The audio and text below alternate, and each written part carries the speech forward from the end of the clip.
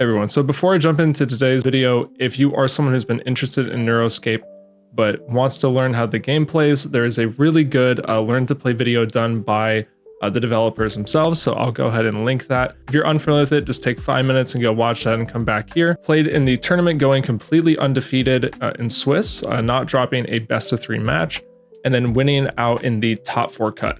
So this was all with Corpo Midrange. The premise behind this deck was playing very efficient card values while also ramping into very good endgame units. So for people who understand basically how the turn order works, you're always given the choice between ramping or specifically drawing cards. So something that's really interesting in this game is that cards that either ramp you or draw you cards kind of break the fundamentals of the game very well, because you're no longer presented with that binary choice between, drawing or ramping. So the most obvious example, to me at least, is something like Executive. Maybe drawing a card on your turn, but then using 2 floating to install a ram anyway, even though you passed on installing that ram during the start of your turn. The other thing I noticed too is that a lot of decks, because of the way that the mainframe synergies work, needing most of the time units on board to actually activate your permanent, start a turn, via this as like a leader or a hero from whatever game makes sense. But you need stuff on board for this thing to work. So the other thing too is that early game removal is actually incredibly powerful, because a lot of decks have to play early cost units to actually get the synergy online for what their deck is trying to do. Some decks, like this one, can play without the mainframe, which I think is actually really important. But for decks that actually really do care about having that mainframe online in the early game, your early removal is like sometimes game winning on its own. So the way that I would basically pilot this deck was spending all early game either A, ramping resources, or B, clearing out their board so that they're never able to actually build out the synergy. Much like other card games, a little bit susceptible to combo style decks, right? That kind of break the axis of what this deck is trying to do. This deck is trying to play a very fair game, so unfair decks will be able to take advantage. So overall, I wanted to cut out a lot of the fluff of the deck and just make sure that when I was playing a card, it was hopefully impacting the board, or at the very least answering something that my opponent would do. So to run through individual card choices and kind of explain them, we have a ramp package, specifically Trust Fund Baby and Generational Wealth. Trust Fund Baby to me feels like probably the most impactful card of the deck. I felt like every single time that I drew it, I was probably going to win the game if it was in the opener. That's a little bit hyperbolic, but it really did feel like that because, like I said, just ramping in this game feels really good because either you're going to get to your top end a lot higher and just wipe the board from your opponent or play a threat they can't answer, or you get to start drawing cards in the late game when your opponent maybe is still choosing to ramp 1 or 2 every single turn. And when you get that card advantage later on, it feels really powerful. So it's like good on like multiple axes in a way that I feel like ramp in other card games doesn't really come close to. Like there's like an additional kicker here where it's like, if I ramp a resource, that's maybe 1 extra card I get to draw once I curve out, into like the range of, RAM is what they call in this game, that I want to enact my game plan. Now I don't have to keep on playing from the RAM deck anymore. Maybe I'm just going to start drawing 2 cards. Maybe my opponent is maybe a turn behind on their curve and they do install 1, draw 1, right? I'm up a card. So it's weird, but like it feels even better in this game than even compared to other ones. Generational Wealth is very cool because it lets you get to 2 Corpo pretty easily. And by that time, if you play this, at the same time you play another unit, then there's a chance that the RAM will come in untapped, which can be relevant sometimes. The only thing is that this is the only card that cares about a D20 roll.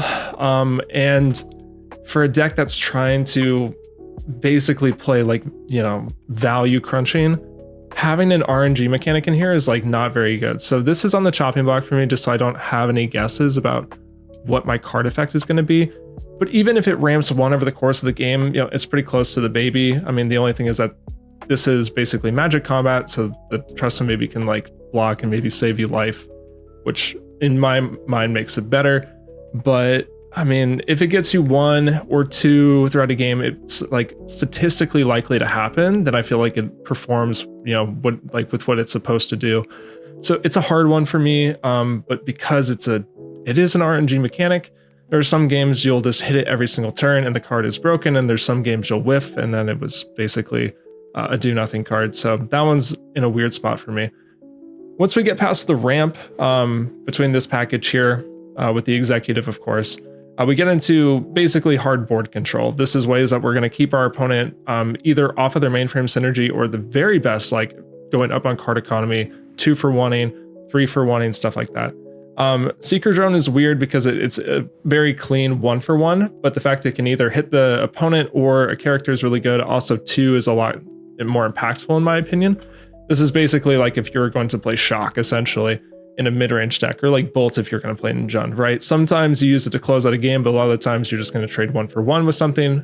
But the idea is that whatever you're trading with is a important synergy piece, so it's even better than like a traditional 1 for 1. It's like a little bit better on your end because you don't care about the synergy, but if you take out maybe an early, engine piece for an opponent or something they needed for their mainframe to be online, then you're doing better than they are, right? Static Blast keeps mainframes offline, lets you really easily 2 for 1 into some matchups like Bees. It completely just wrecks the game for them. I mean, you're getting like 3 or 4 for 1s. I mean, it's really incredible. Same deal with Stage Diver. Stage Diver is, in my mind, a 2-cost double Seeker Drone, right? You're going to play it and probably crack it on the same turn. Sometimes you'll hold it up for some reason, but most of the time you're going to play it, immediately tap it, clear it out, 2 for 1 them. I mean, this card is fantastic. I feel like most decks that are playing slower strategies should probably be including 4. I mean, it's like really the only obvious card in here that just almost directly says like I 2 for 1 your opponent. No reason not to include it in my mind. It also combos really well with the Firestorm or any of these other, effects that can stack up some extra damage. So you can get all the way up to clearing like 3 health allies very easily.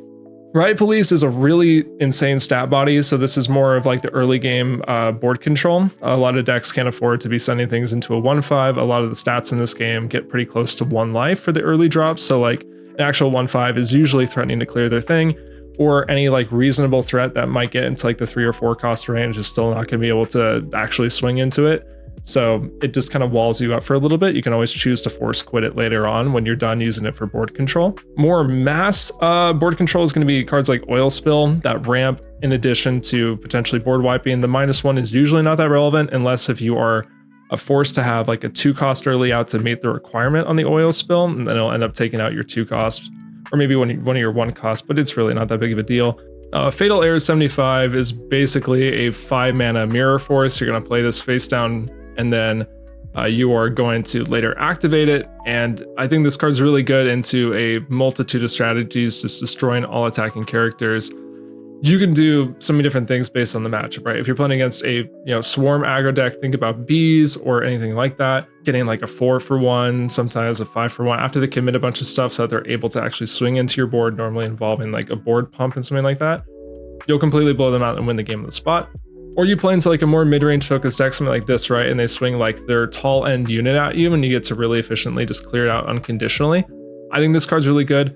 We're on lower copies here because we don't want to flood out on it early. Our board control is already so good and usually more efficient, usually costing less, that we only need this for like very important like fail-safe moments, or where we just need to turn the game and we only need 1 copy. Target removal is going to be cards like Delete, or we have a little bit of a flex card with the Silencer, adding a bleed counter that just gives it -1 every single turn, so slowly picking off either units that are low cost, just once per turn, or can eventually answer bigger cost, but just being a 3-statted 4/3 is pretty decent, so you're able to swing and put a clock on your opponent if you draw it in a moment where you don't really need to be using it for board control.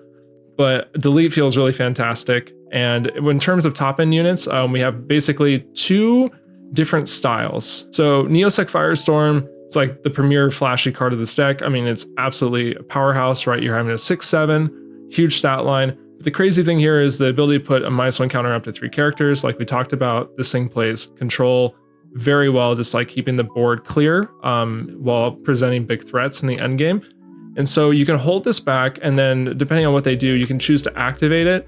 Or if you don't want to use the once per turn cycle ability for the Incinerate, you can instead just tap it after you leave it untapped to threaten itself as a blocker and just like ping them for 3 every single turn. So it kind of does whatever you want. Or on your turn, you can activate the Incinerate portion, clear their board, and then just hit them for 6 over and over again. I did this throughout the entire tournament. This card feels really good. It's very clearly powerful. The other like kind of innocuous one, maybe to people that are starting to build these decks, is the Ominous Deathbringer. In some regards, I feel like this card is even better than the Firestorm. So this is a 4 mana 3/7, which just completely wrecks like basically almost anything in its cost curve. I mean, the closest thing is the 6-drop elephant, I think is an 8/8. But like this thing will just win combat with like almost anything around this time in the curve. But the crazy thing is that you're able to hold it up as a blocker, and then your opponent's obviously not going to attack you. And then you just have 3 resources up because you're playing ramp. You're able to get this online very quickly. Just going to start doming them for 5. And that's like insane to me because they have a 4-turn clock.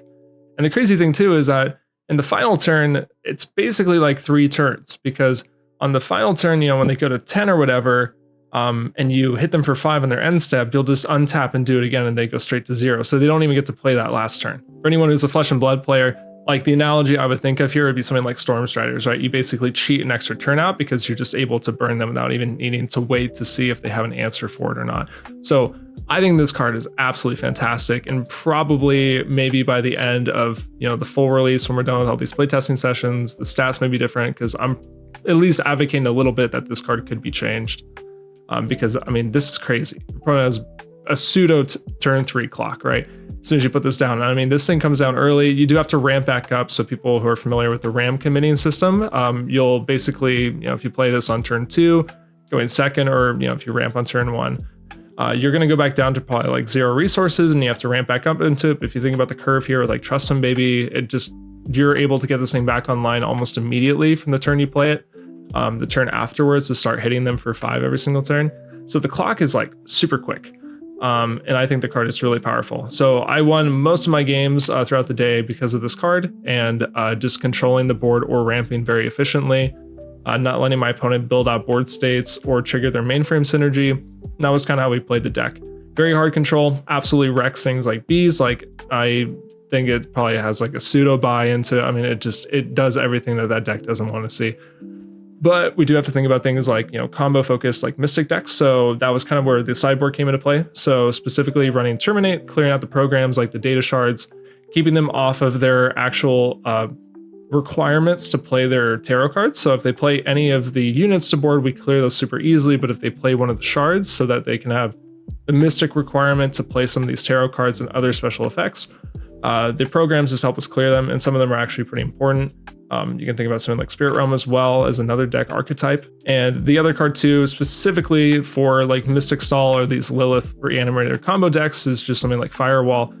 Their board state is never going to be able to really deal damage to you because you just have too much control, and they're never going to play high statted enough units to ever get past it. So you never have to worry about having them trigger mainframe damage against you outside of like usually the combo. There could be a way around this, of course. I could be saying this very short-sighted, but just from what I've seen so far, feels like a pretty good tech piece. Not an auto win, of course, because they can find ways to remove it or, you know, counter it in the first place, but it seemed pretty good for what it wanted to do. And then finishing off this package, we have Garbage Day, just to clear the recycle bin, so that way they can't either play these Reanimator strategies or get enough cards in the bin to activate Lilith for like these like OTK combos. So the idea was that everything answering, you know, standard fair decks that are playing like creature-based strategies is all on the main board, and that's usually enough. And then when you hit these like niche like combo Mystic decks, your sideboard is able to swap in and take care of them. So that was the idea. The deck performed very well. We'll have to see how things shake out over time, if this deck actually is very competitively viable, or if this is just like early play testing and there's more broken things around the corner. So I want to put this out here for people that maybe want to play Corpo or want to know what was going on with this game. So if you enjoy it, let me know, and if you want me to cover more. But until next time, thank you for watching.